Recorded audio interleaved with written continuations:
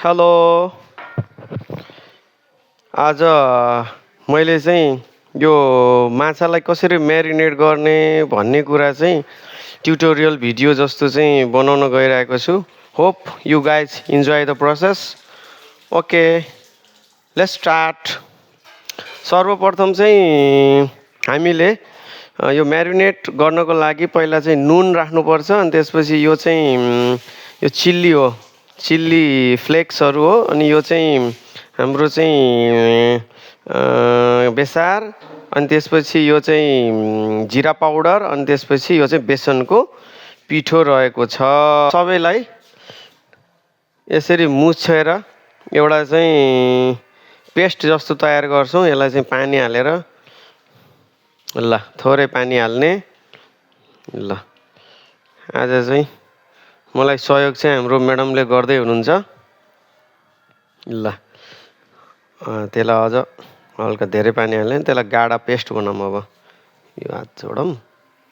ल अब आज हामीले कसरी म्यारिनेट गर्ने त भन्ने कुरा चाहिँ अलिक बढी नै गिलो बनायो कि। ल ठिक छ।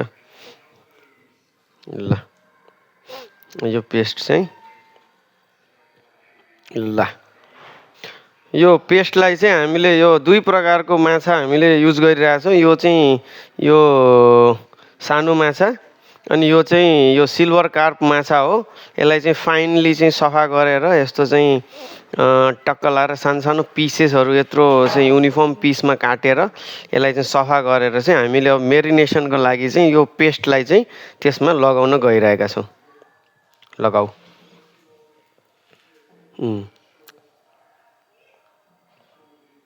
यसलाई चाहिँ सर्लक्क युनिफर्मली दुईवटा हात छन् नि हाम्रा, होइन? ल मस्त कचाककुचुक पारे हुन्छ क्या, धेरै माया गर्नु पर्दैन हो। ल यहाँ चाहिँ पेस्ट चाहिँ अझ हाल्नु। ल ल अब यसलाई चाहिँ मस्त लाएर चाहिँ यसरी एकदम मजाले कचाककुचुक पारेर चाहिँ यसलाई चाहिँ मिच्ने। यो चाहिँ भित्र पस्ने गरी धेरै मिच्ने पनि होइन, ठिक्क। ल ल यता हेर्नु। ल अब यसलाई गरिसकेपछि यसलाई साइडमा राख्ने। अब यतापट्टि अर्को माछालाई पनि त्यही प्रकारले यो पेस्टलाई सर्लक्क हालेर सर युनिफर्मली, ल म हालिदिन्छु, तिमी चाहिँ मिस। ल ल ल यो यसरी चाहिँ सर ल